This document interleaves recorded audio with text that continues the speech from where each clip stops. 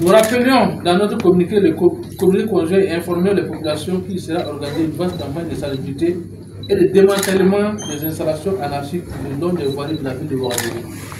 À cet effet, nous avons invité les occupants des emprises des voiries à bien vouloir prendre toutes les dispositions nécessaires pour les libérer avant le début effectif de la campagne qui était prévue pour le 15 décembre 2024.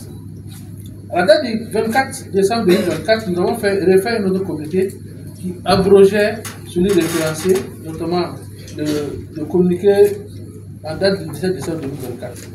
Ainsi, nous indiquons qu'il sera prévu le démantèlement de toutes les installations anarchiques sur les emprises des voiries par les équipes de la mairie et de la police municipale à partir du 15 janvier 2025 plutôt.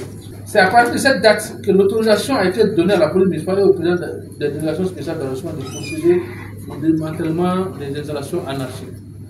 Nous savons tous que nos routes sont destinées exclusivement à la circulation des personnes et au transport des biens et services.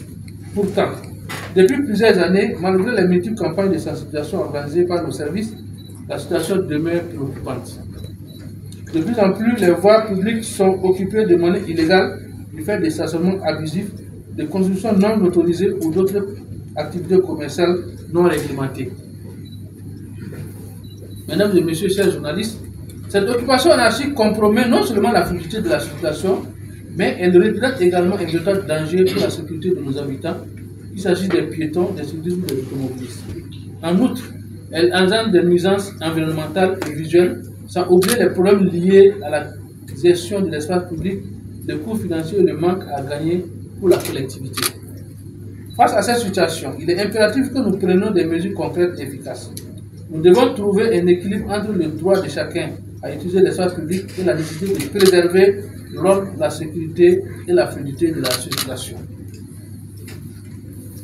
Nous continuerons donc nos actions de sensibilisation pour informer les citoyens sur les règles d'utilisation des espaces publics et nous allons renforcer les mesures de contrôle et de répression contre les comportements déviants.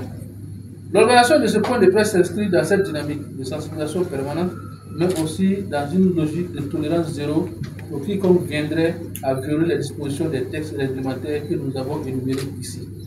Aussi, pour la réussite de cette ambitieuse campagne de salubrité publique, nous faisons appel au soutien et à la compréhension de tous.